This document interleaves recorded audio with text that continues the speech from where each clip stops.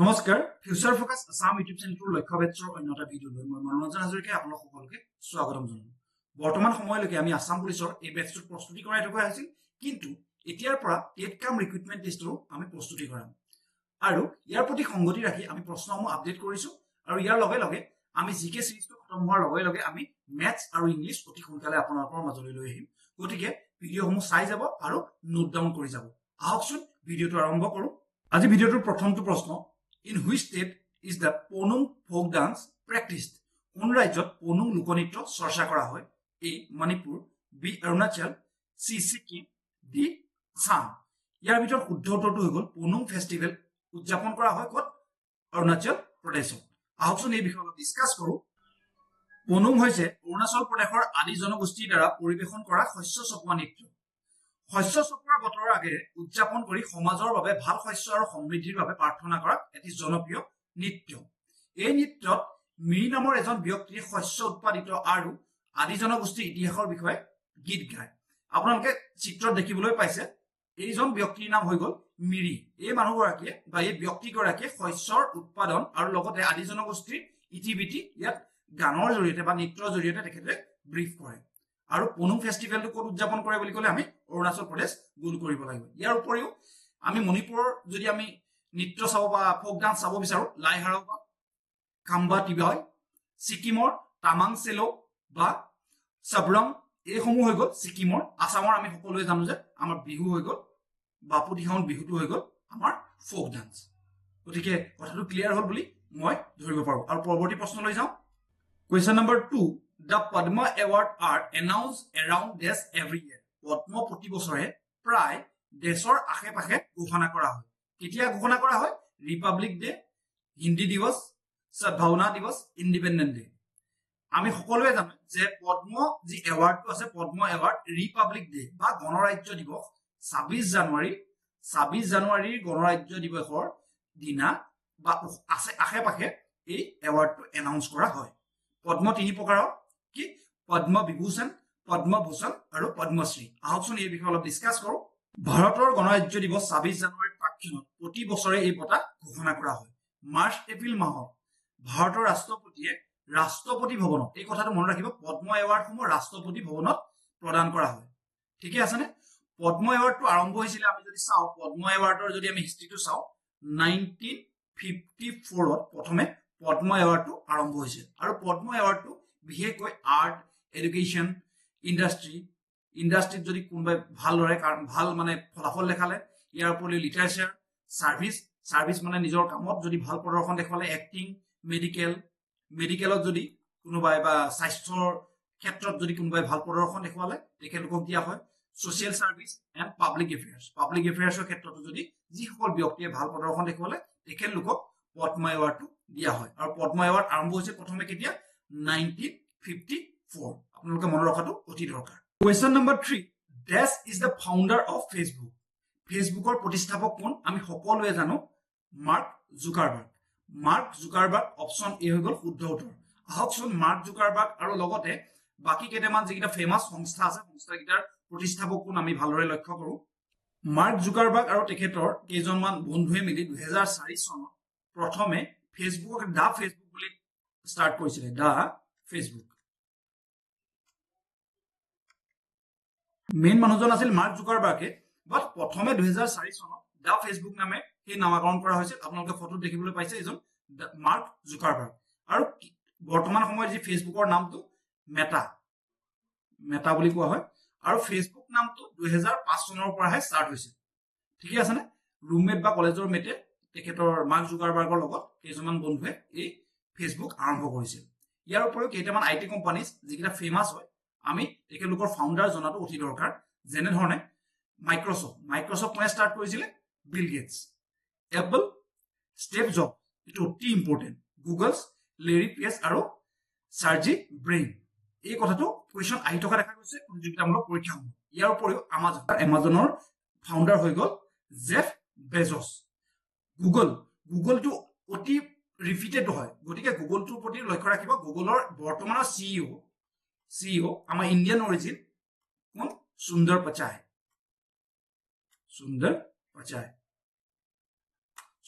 হৈ গ'ল আমাৰ গুগলৰ বৰ্তমানৰ CEO আৰু ফাউণ্ডাৰ কোন লেৰী পেজ আৰু চাৰ্জি ব্ৰেইন আই থিংক কথাটো কিটা ক্লিয়াৰ হ'ল আপোনালোকে আইটি সেকশনৰ বা আইটি কোম্পানীছৰ ফাউণ্ডাৰ আৰু বৰ্তমানৰ CEO টো চাই যাব question number 4 when is international ozone day celebrated আন্তৰ্জাতিক ওজন দিৱস কেতিয়া পালন কৰা হয় অপচন সময় এনে ধৰণৰ অপচন এ 2 অক্টোবৰ 31 অক্টোবৰ 9 আগষ্ট ডি হৈ গ'ল 16 ছেপ্টেম্বৰ ইয়াৰ শুদ্ধ উত্তৰটো হ'ল অপচন ডি 16 ছেপ্টেম্বৰ ওয়াৰ্ল্ড ওজন বা ইন্টাৰন্যাশনাল ওজন ডে সেলিব্ৰেট কৰা হয় আহকচোন এই বিষয়ে অলপ ডিসকাস কৰো ওয়াৰ্ল্ড ওজন ডে বা ইন্টাৰন্যাশনাল ওজন ডে টু 1994 ৰ পৰা স্টাৰ্ট হৈছে আৰু এইটো ক্লেম কোনে কৰিছিল বা স্টাৰ্ট কোনে কৰিছিল ইউনাইটেড নেশন জেনাৰেল এসেম্বলিয়ে এইটো স্টাৰ্ট কৰিছিল ওয়াৰ্ল্ড ওজন ডে টু ইয়াৰ মূল লক্ষ্য এইটোৱে আছিল যে সূৰ্যৰ পৰা অহা অতি বেঙুনীয়া ৰশ্মি ওজন যেটো লেয়াৰ আছে আমাৰ বায়ুমণ্ডলৰ ওপৰত ওজন লেয়াৰে কি কৰে এইটো ৰাখে আৰু তাৰ পৰা অতি বেঙুনীয়া যি ৰশ্মি পৃথিৱীলৈ যাতে কম পৰিমাণে আহিব পাৰে বা আহিবই নোৱাৰে সেইভাবে আমাৰ প্ৰটেক্ট কৰে গতিকে ওজন লেয়াৰটো থকাটো অতি দৰকাৰ গতিকে ওজন লেয়াৰৰ প্ৰটেক্ট কৰিব বা প্ৰিজাৰ্ভ কৰিবৰ বাবে এই ইন্টাৰনেশ্যনেল ওজন ডে সেলিব্ৰেট কৰা হয় আৰু কেতিয়া সেলিব্ৰেট কৰা হয় 16 ছেপ্টেম্বৰ ইয়াৰ উপৰিও আপোনালোকে ডে কিছুমান চাই যাব ইম্পৰ্টেন্ট ডে যেনে ধৰণে নেশনেল ইয়ুথ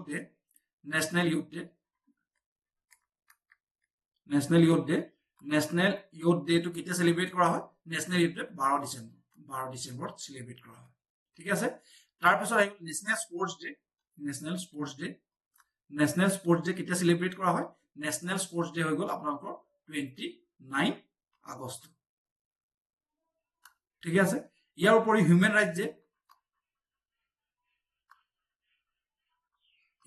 ডে কেতিয়া সেলিব্ৰেট কৰা হয় হিউম্যান ৰাইটস ডে সেলিব্ৰেট কৰা হয় 10 ডিসেম্বৰ ইয়াৰ উপৰি আপোনালোকে AIDS day world AIDS day এই সম্পূৰ্ণ আপোনালোকে ডেসমূহ চাই যাব ইয়াৰ এটা প্ৰশ্ন প্ৰতিটো পৰীক্ষাত অহা দেখা যায় আই থিংক ক্লিয়াৰ হৈছে আহকচোন পৰৱৰ্তী প্ৰশ্নটো লৈ যাও question number 5 Shore temple is situated in which state of India ভাৰতৰ কোনখন ৰাজ্যত শোৰ মন্দিৰ অৱস্থিত অপচনসমূহ এনে ধৰণৰ অপচন A Orissa B Tamil Nadu C Maharashtra D Kerala ইয়াৰ ভিতৰত শুদ্ধ উত্তৰটো হ'ল তামিলনাডু শোৰ মন্দিৰ তামিলনাডুত অৱস্থিত আপোনালোকে স্ক্ৰিনত দেখিবলৈ পাইছে এইটো হ'ল ফটো শোৰ টেম্পলৰ আৰু শোৰ টেম্পল মহাবল্লীপুৰম এখন হিষ্টৰিকেল সিটি হয় একদম সমুদ্ৰৰ পাৰৰ এখন মহাবল্লীপুৰম যি সিটি আছে এই মহাবল্লীপুৰম সিটিতে এই শোৰ টেম্পলটো অৱস্থিত এই শোৰ টেম্পলৰ উপৰিও কেইটামান টেম্পলৰ বিষয়ে সুধি থকা দেখা যায় যেনে হৈ গ'ল গোল্ডেন টেম্পল ক'ত আছে অমৃতসৰত আছে ইয়াৰ উপৰিও কেদাৰনাথ ক'ত আছে উত্তৰাখণ্ডৰ নিয়াৰ মন্দাকিনী ৰিভাৰ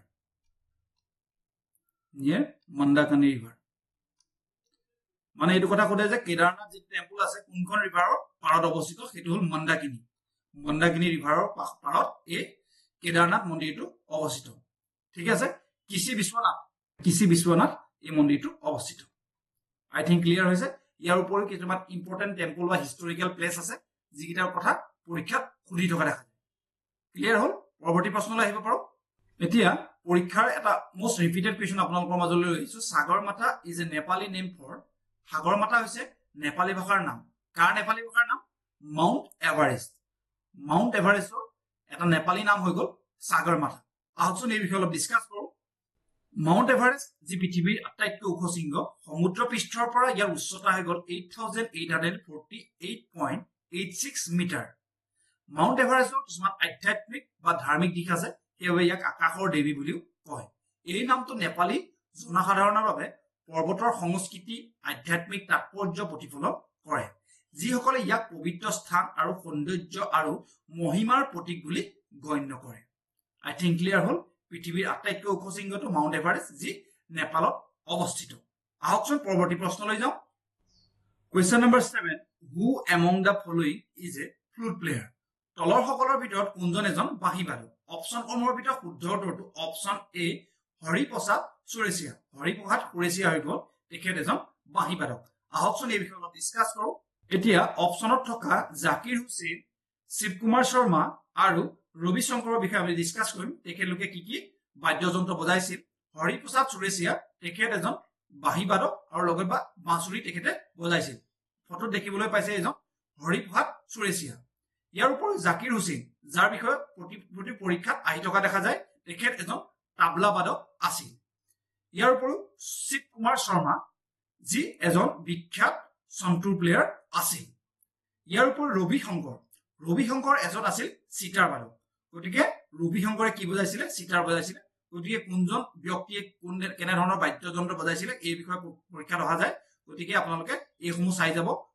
বিশেষকৈ হৰিপ্ৰসাদ সুৰেশিয়া জাকিৰ হুছেইন শিৱ কুমাৰ শৰ্মা আৰু ৰবি শংকৰ এই চাৰিজনৰ বিষয়ে আপোনালোকে চাই যোৱাটো অতি দৰকাৰ পৰীক্ষাত প্ৰশ্ন ৰিপিট হোৱা দেখা যায় question number 8 The painting of Bharat Mata was originally done by Bharat মাতাৰ ছবিখন প্ৰথমে ড্ৰেছে অংকন কৰিছিল অপচনসমূহৰ ভিতৰত শুদ্ধ উত্তৰটো অপচন ডি অবিন্দ্ৰনাথ টেগৰদেৱে ভাৰত মাতা ছবিখন অংকন কৰিছিল আহকচোন এই বিষয়ে অলপ ডিসকাস কৰো আপোনালোকে স্ক্ৰিনত দেখিবলৈ পাইছে এইখন হৈ গল অৰিজিনেল ভাৰত মাতাৰ ছবি আৰু এই ভাৰত মাতাৰ ছবিখনক প্ৰথমে বংগমাতা বুলি কোৱা হৈছিল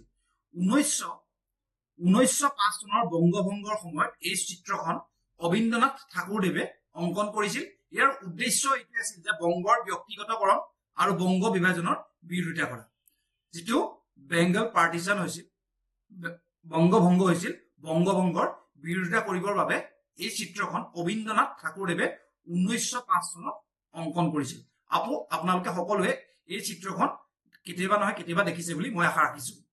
question number 9 Which national park is located in the Nilgiri Hills and is a part of Nilgiri Biosphere Reserve? কোনখন ৰাষ্ট্ৰীয় উদ্যান নীলগিৰি পাহাৰত অৱস্থিত আৰু নীলগিৰি জৈৱমণ্ডলৰ সংৰক্ষিত বনাঞ্চলৰ অংশ অপচনসমূহৰ ভিতৰত শুদ্ধ উত্তৰটো বান্দিপুৰা নেশনেল পাৰ্ক বান্দিপুৰ যি নেশনেল পাৰ্ক আছে আৰু এই নেশনেল পাৰ্কখন ক'ত আছে এই নেশনেল পাৰ্কখন বিশেষকৈ তামিলনাডু কৰ্ণাটকা আৰু কেৰেলা এই তিনিখনৰ সংগমস্থলত এই বান্দিপুৰা নেশনেল পাৰ্ক আছে আৰু ইয়াত golden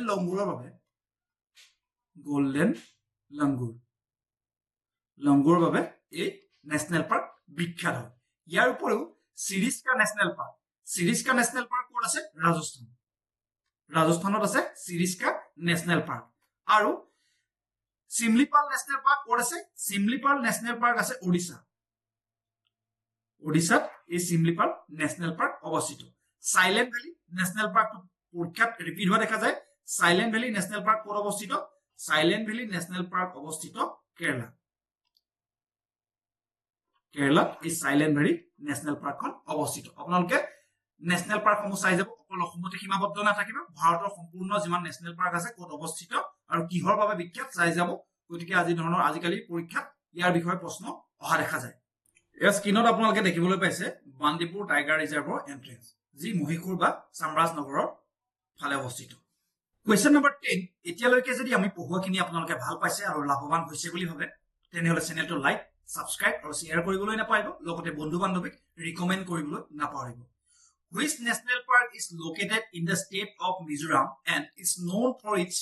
population of hollow gibbons? Mizoram ৰাজ্যত অৱস্থিত কোনখন ৰাষ্ট্ৰীয় উদ্যান হলক গিবন জনসংখ্যাৰ বাবে জনাজাত অপচনসমূহৰ ভিতৰত শুদ্ধ উত্তৰটো option D Murlen national park হলক গিবনৰ বাবে বিখ্যাত আহকচোন এই বিষয়ে অলপ ডিসকাস কৰো নামদফা নেশনেল পাৰ্ক আছে ক'ত নামদফা নেশনেল পাৰ্ক আছে অৰুণাচল প্ৰদেশত কিবিলাংজাও ক'ত আছে কিবিলাংজাও হৈ গ'ল মণিপুৰ আৰু নকৰেক নেশনেল পাৰ্ক আছে মেঘালয় ঠিক আছে নে গোটেইটা নৰ্থ ইষ্টৰ আমি নেশনেল পাৰ্কে দিছো আৰু নেশনেল পাৰ্ক নৰ্থ ইষ্টেই নহয় ইণ্ডিয়াৰ সম্পূৰ্ণ নেশনেল পাৰ্ক আপোনালোকে চাই যাব আহকচোন মুৰলেং নেশনেল পাৰ্কৰ বিষয়ে অলপ ডিসকাস কৰো মুৰলেং নেশনেল পাৰ্কখন চাম্ফাই যি ডিস্ট্ৰিক্ট আছে চাম্ফাই ডিস্ট্ৰিক্টত অৱস্থিত মিজোৰামৰ চাম্ফাই ডিস্ট্ৰিক্টত এই মুৰলেং নেশনেল পাৰ্ক অৱস্থিত আৰু মুৰলেং নেশনেল পাৰ্কে কাৰ লগত সীমা শেয়াৰ কৰিছে ম্যানমাৰ মণিপুৰৰ লগত এই সীমা শেয়াৰ কৰিছে আৰু ইয়াৰ সাইজ হৈ গ'ল 200 কিলোমিটাৰ স্কয়াৰ বা 200 বৰ্গ কিলোমিটাৰ কথাটো ক্লিয়াৰ হৈছে লিওপাৰ্ড বা নাহৰফুটুকীয়া বাঘ এনে ধৰণৰ জীৱ-জন্তুৰ বাবে মুৰলেন নেশ্যনেল পাৰ্কখন বিখ্যাত question number 11 which currency is associated with the United Kingdom কোনটো মুদ্ৰা যুক্তৰাজ্য বা ইংলেণ্ডৰ সৈতে জড়িত অপচন সমূহৰ ভিতৰত শুদ্ধ উত্তৰটো হৈ গল পাউণ্ড ষ্টাৰ্লিংটো ইউনাইটেড কিংডমৰ কাৰেন্সি হয় কেতিয়াবা অপচনত পাউণ্ড থাকিব বিচাৰে পাউণ্ডো থাকিব বা পাউণ্ড ষ্টাৰ্লিং দুইটা থাকিব তেতিয়া আপোনালোকে পাউণ্ড ষ্টাৰ্লিংটোহে মাৰিব লাগিব ঠিক আছে আজি যেটো দিনত মই ভিডিওটো শুট কৰি আছো এইটো সময়ত 106.91 ইন্ডিয়ান ৰূপী মানে হৈ গল 1 কি পাউণ্ড ষ্টাৰ্লিং ঠিক আছে আহকচোন বাকি কেইটা কাৰেন্সি বিষয়ে অলপ ডিসকাস কৰো পৰীক্ষা সমূহত কাৰেন্সি বা ক্যাপিটেলক লৈ প্ৰশ্ন আহি থকা দেখা যায় এতিয়া আমি ডলাৰটো আমি সকলোৱে জানো ইউএছ বা ইউএসএ এই ডলাৰ কাৰেন্সি হয় ইয়াৰ উপৰি ইউৰো যেটো কাৰেন্সি হয় ইউৰোপিয়ান কান্ট্ৰি বিশেষকৈ চলে আৰু 20খন ইউৰোপিয়ান কান্ট্ৰি এই কাৰেন্সিটো চলে Austria Belgium Croatia Finland France Germany Greece Ireland Italy ঠিক আছে না এনে ধৰণৰ কিছুমান 20খন কান্ট্ৰি এই কাৰেন্সিটো চলে আৰু এটো মনৰ ৰখাটো অতি দৰকাৰ ইয়াৰ উপৰিও বাংলাদেশ পাকিস্তান চাইনা জাপান সম্পূৰ্ণৰূপে আপোনালোকে ক্যাপিটেল ওয়াইজত কাৰেন্সি সমূহ মনৰ ৰাখিব এক নম্বৰটো মিছ নকৰিব বুলি মই আশা ৰাখিছো question number 12 which city is the capital of Canada কানাডাৰ ৰাজধানী তলৰ কোনখন চহৰ অপচন সমূহৰ ভিতৰত শুদ্ধ উত্তৰটো অটোৱা আমি সকলোৱে জানো কানাডাৰ ক্যাপিটেল কি অটোৱা কানাডাৰ ক্যাপিটেল অটোৱা এই কোৱেশ্চন মই এটো কাৰণে আনিলো যে কানাডা বহু চৰ্চাত আছে কিয়নো ভাৰতৰ লগত পলিটিক্যাল যিখিনি ইন্টাৰনেশনাল এফেয়াৰ চলি আছে সেইখিনি বাবে খুব চৰ্চাত আছে ইয়াৰ উপৰিও আপোনালোকে যেনে ধৰে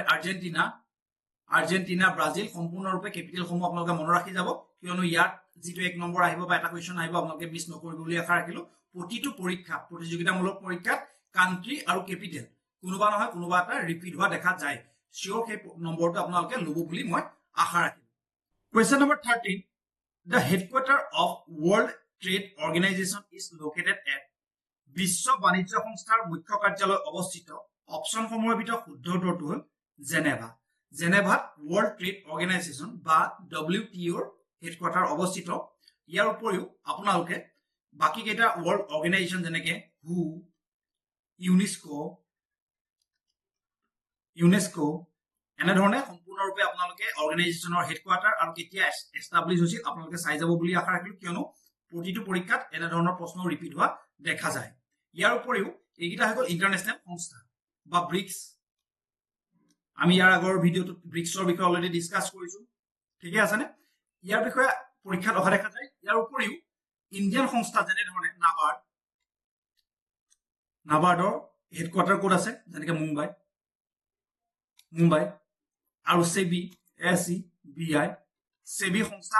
হেডকোৱাৰ্টাৰ কোড আছে আৰু কেতিয়া অৱস্থিত আপোনালোকে চাই যাব নহলে মই ওয়াৰ্ল্ড অৰ্গানাইজেশনৰ ওপৰত যদি আপোনালোকক ভিডিও লাগে মই সেপাৰেট কেটা ভিডিও লৈ আহিম আপোনালোকে কমেন্ট সেকশনত জনাব যে ভিডিওটো লাগে ঠিক আছে না জেনেভাত অৱস্থিত ওয়াৰ্ল্ড ট্ৰেড অৰ্গানাইজেশন 1995 ৰ 1 জানুৱাৰীত স্টাৰ্ট হৈছিল ঠিক আছে না বিশ্ব বাণিজ্য সংস্থা বুলি যাক কোৱা হয় কোৱেশ্চন নম্বৰ 14 যেটো one of most repeated question হয় Who was the first recipient of Gyanpith Award? Gyanpith বিজয় প্ৰথমজন কোন অপচন এ জি শংকৰা কাৰুক প্ৰথম জ্ঞানপীঠ এৱাৰ্ড দিয়া হৈছিল আহকচোন জ্ঞানপীঠ এৱাৰ্ডৰ বিষয়ে অলপ ডিসকাস কৰো কাৰুকদেৱৰ প্ৰকাশিত 1950 চনৰ আড্ডা কুজাল দা বেম্বো ফ্লুইড যি কবিতা পুথিখন আছিল কবিতাৰ সংকলনৰ বাবে 1965 চনত তেখেতক এই বঁটা দিয়া হৈছিল তেখেত আছিল এজন মালায়ালী সাহিত্যকাৰ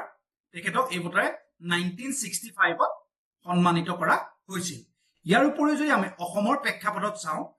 বীৰেন্দ্ৰ কুমাৰ ভট্টাচাৰ্য তেখেত আছিল প্ৰথম যিয়ে জ্ঞানপীঠ পুৰস্কাৰ পাইছিল 1979 এই কথাটো পৰীক্ষাত চনটো উলি থকা দেখা যায় ইয়াৰ পাছত মামনি ৰয়ছম গোস্বামীয়ে 2000 চনত জ্ঞানপীঠ এৱাৰ্ড পাইছিল আৰু ৰিসেন্টলি নীলমণি ফুকনদেৱে এই পুৰস্কাৰ পাইছিল তেখেত আছিল ভাৰতৰ 56 তম জ্ঞানপীঠ এৱাৰ্ড বিজয়ী আৰু 2021 চনত তেখেতক এই বঁটা দিয়া হৈছিল আই থিংক কথাটো ক্লিয়াৰ হ'ল অসমৰ বৰ্তমানলৈকে পাইছে তিনি গৰাকী question number 15 in the context of banking sector what does F stand for in IFSC banking খণ্ডৰ প্ৰেক্ষাপটত IFSC F ৰ অৰ্থ কি এফৰ অৰ্থ হৈ গ'ল অপশ্যনসমূহৰ ভিতৰত ফাইনেন্সিয়েল ফাইনেন্সিয়েল হৈ গ'ল IFSC এফৰ অৰ্থ আমি IFSC শুনি আহিছো IFSC মানেনো কি আহকচোন ডিসকাস কৰো এতিয়া আপোনালোকে যদি চাই IFSC ফুল ফৰ্মটো হৈ গ'ল ইণ্ডিয়ান ফাইনেন্সিয়েল সিস্টেম কোড এইটো এটা বেংকিং যিটো ব্ৰাঞ্চ আছে বেংকিং ব্ৰাঞ্চ বোলে 11 ডিজিটৰ বা 11টা সংখ্যা থকাৰ এটা ডিজিট হয় ইয়াত ব্ৰাঞ্চৰ কোডটো মেনশন কৰা থাকে আৰু এই ব্ৰাঞ্চৰ কোডটো কোনে আইডেন্টিফাই কৰে নেশনেল ইলেক্ট্ৰনিক ফান্ড ট্ৰান্সফাৰ যাক আমি NEFT আপোনালোকে সকলোৱে NEFT কথাও শুনিছে NEFT অৰ্থটো হৈ গ'ল এইটো মনত ৰখাটো অতি দৰকাৰ নেশনেল ইলেক্ট্ৰনিক ফান্ড ট্ৰান্সফাৰ কথাটো ক্লিয়াৰ হ'ল ইয়াৰ উপৰিও পৰীক্ষাত ৰিপিট হৈ থকা কেইটামান এনে ধৰণৰ ফুল ফৰ্ম হৈ গ'ল AIDS একুৱাৰ্ড ইমিউন ডেফিচিয়েন্সি সিন্ড্ৰোম CAC টো আমি শুনি আছো অৰ্থটো হৈ গ'ল চাৰ্টাৰ একাউন্টেন্ট CBSE ফুল ফৰ্মটো হৈ গ'ল central board of secondary education CCTV one of most repeated আপোনালোকক মই এগুলা লিখিছো most repeated লিখি দিছো closed circuit television CID আপোনালোকে সকলোৱে চাইছে criminal investigation department CVV code থাকে আপোনালোকে কমেন্ট কৰিব CVV যেনে ধৰণে আমাৰ ATM কাৰ্ড বোৰ পিছফালে থাকে তিনটা ডিজিটৰ নম্বৰটো কাৰ্ড ভেৰিফিকেশন ভ্যালু DVD আজিকালি খুব কমিয়ে গৈছে তথাপি DVD ৰ ফুল ফৰ্ম হৈ গ'ল ডিজিটেল ভাৰ্সেটাইল ডিস্ক EWS আপোনালোকে সকলোৱে জানে ইকোনমিক্যালি উইকাৰ সেকশন আই থিংক ক্লিয়াৰ হৈছে কথা কেইটা এতিয়া আমি পৰীক্ষাত মোস্ট ৰিপিট হৈ থকা এব্ৰিভিয়েশন কেইটামান চাম আপোনালোকে নোট ডাউন কৰি যাব বুলি আশা ৰাখিলো যেনে ধৰণে প্ৰথমটো হৈ গ'ল GPS global positioning system GST goods and service tax HTTP hypertext transfer protocol JPEG ফটোৰ বিষয়ে আপোনালোকে সকলোৱে শুনিছে joint photographic experts group KYC আপোনালোকে বেংকত সকলোৱে এই KYC কৰিছে বুলি আশা ৰাখিছো নো ইয়োৰ কাস্টমাৰ LED বাল্ব যি ঘৰত জ্বলে ইয়াৰ ফুল ফৰ্মটো হ'ল light emitting diodes NASA national aeronautics and space administration NRI বুলি আমি সকলোৱে শুনি আহিছো ভাৰতৰ বাহিৰত থকা সকলক আমি NRI বুলি কওঁ নন ৰেসিডেন্ট ইন্ডিয়া OMR আপোনালোকৰ পৰীক্ষাৰ প্ৰশ্ন কাকতসমূহ OMR বেচিছ হয় গতিকে অপটিক্যাল মাৰ্ক ৰিকগনাইজেশ্যন ONGC বিষয়ে আপোনালোকে শুনিছে বা জানে oil and natural gas corporation PAN card আপোনালোকৰ সকলোৱে আছে পেনৰ ফুল ফৰ্মটো হ'ল permanent account number PH science যদি পঢ়িছে বা সায়েন্সৰ কোৱেশ্চন সলভ কৰিছে তেতিয়ালৈকে আমৰা PH শব্দটো শুনিছে PH ৰ ফুল ফৰ্মটো হৈ গ'ল পটেনশিয়াল অফ হাইড্ৰোজেন সলিউশন এটা বা কোনো এটা বস্তুত হাইড্ৰোজেনৰ যেটো পটেনশিয়াল তাক কোৱা হয় PH ৰ ৰিসাৰ্চ এণ্ড এনালাইসিস উইংস হৈ গ'ল ভাৰতৰ এটা ইন্টেলিজেন্ট সংস্থা RTI কেতিয়াৰ পৰা ফৰ্ম হৈছিল আপোনালোকে কমেন্ট সেকশনত জনাব বুলি কমেন্ট সেকশনত RTI নো কেতিয়া ফৰ্ম হৈছিল আপোনালোকে জনাব বুলি মই আশা ৰাখিলো RTI ফুল ফৰ্মটো হৈ গ'ল ৰাইট টু ইনফৰমেশন SMS ৰ বিষয়ে আপোনালোকে সকলোৱে জানে শৰ্ট মেসেজ সাৰ্ভিস আই থিংক ক্লিয়াৰ হৈছে ইয়াৰ পিছত হলে VCD আজিকালি VCD খুব কমিয়ে গৈছে VCD ৰ ফুল ফৰ্মটো হ'ল ভিডিও কম্পেক্ট ডিস্ক Wi-Fi যেটো আমি সকলোৱে ইউজ কৰো wireless fidelity হৈ গ'ল Wi-Fi ফুল ফৰ্ম গতিকে আপোনালোকে এই এব্ৰিভিয়েশন কেইটা মনত ৰাখিব ইয়াৰ উপৰি বহু কেইটা আছে আপোনালোকে চাই যাব পৰীক্ষাত আহিব পাৰে যেনে ধৰণে হৈ গ'ল নাবাৰ্ড সেবি এই সমূহৰ এব্ৰিভিয়েশনো আহিব পাৰে গতিকে ভিডিওটো ভাল পাইছে যদি লাইক শেয়াৰ এণ্ড সাবস্ক্ৰাইব কৰিব আৰু পৰীক্ষাৰ বাবে আপোনালোকৰ নেক্সট কি ভিডিও লাগে আপোনালোকে কমেন্ট সেকশনত জনাব পাৰে কোনটো টপিকত আপোনালোক উইক হৈ আছে আমি তাৰ ভিডিও লৈ আহিম গতিকে আজিলৈ বিদায় মাগিছো জয় হিন্দ